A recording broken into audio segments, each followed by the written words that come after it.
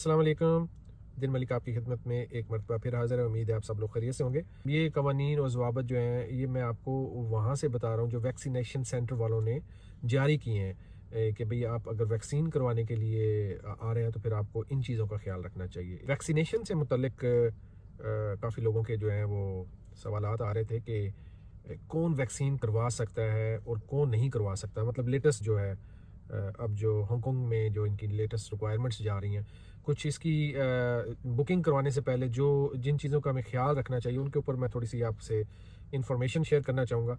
एक तो ये है कि अगर आपको कोविड-19 खुदा न खास्ता हो चुका है तो फिर आप बिल्कुल ये परहेज़ करें, तो एक दफ़ा डॉक्टर से मशवरा ज़रूर करें कि भाई मैं ये वैक्सीन लगवा लूँ कि ना लगवा लूँ, क्योंकि आप इस कोविड-19 से एक दफ़ा निकल आए हैं तो अब आपको वैक्सीनेशन की ज़रूरत है या नहीं, इसके बारे में डॉक्टर से मशवरा ज़रूर करें। जो 11 साल की अगर बच्चे की उम्र है और उससे कम है तो फिर उनको जो है साथ अपने किसी बड़े को लेके जाना पड़ेगा, तो तभी वो उसको डील करेंगे। और वो कंसेंट फॉर्म होता है जो वो आपको लाजमन वहाँ पे साइन करना पड़ेगा, उसको आप पढ़ लें।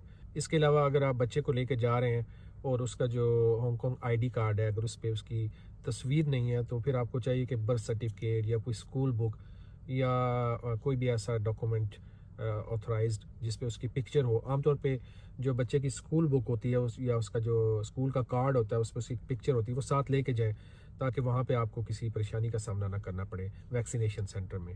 अच्छा, इसके अलावा ये है कि अगर आप समझते हैं कि आपको किसी ड्रग से एलर्जी है तो भी बराए मेहरबानी बेहतर यही है कि डॉक्टर से मशवरा करके जाएं, क्योंकि वहाँ भी वो आपसे पूछते हैं। लेकिन फिर आप वहाँ चले जाएं और वो आपसे पूछें कि भई आपको एलर्जी है और फिर आपको वो ना लगाएं तो आपका ख्वामखा टाइम भी ज़ाया होगा। तो इसलिए ये बेहतर है कि आप वहाँ जाने से पहले अपनी अपॉइंटमेंट बुक कराने से पहले जो है डॉक्टर से मशवरा करके जाएँ तो ज़्यादा बेहतर है। अच्छा, इसके अलावा अगर आपकी उम्र जो है वो 70 साल से ज़ायद है या 70 साल है तो फिर आपको कम से कम 2 जो है अपने साथ जो है केयरर जो आपकी केयर कर सकें उनको साथ लाना जो है वो लाज़मन है। अच्छा, इस चीज़ का आपको ख़्याल रहे कि आपको 2 वैक्सीन लगनी है, ठीक है ना? एक लग जाएगी, उसके बाद तकरीबन 28 दिन के बाद आपको दूसरी वैक्सीन लगेगी, तब वो एक कोर्स मुकम्मल होता है। ये इस चीज़ का ख़्याल रहे कि ये नहीं है कि आपने एक वैक्सीन लगवा ली है और दूसरी नहीं लगवाई। वैसे वो सर्टिफ़िकेट भी जो है वैक्सीनेशन वाला वो दूसरी वैक्सीन पे देते हैं। ये आप इस चीज़ का ख़्याल रखें कि दोनों वैक्सीन जो आप लगाएँ तभी आप उस बीमारी के ख़िलाफ़ जो है कुछ डिफेंसिव हो जाएँगे। जगह का तयन कहाँ आप जाना चाहते हैं, कौन से वैक्सीनेशन सेंटर में जाना चाहते हैं, ये तो आप जब आप बुकिंग करवाएँगे उस वक़्त आप चूज़ कर सकते हैं। ये कोटा सिस्टम पे ही लगा रहे हैं।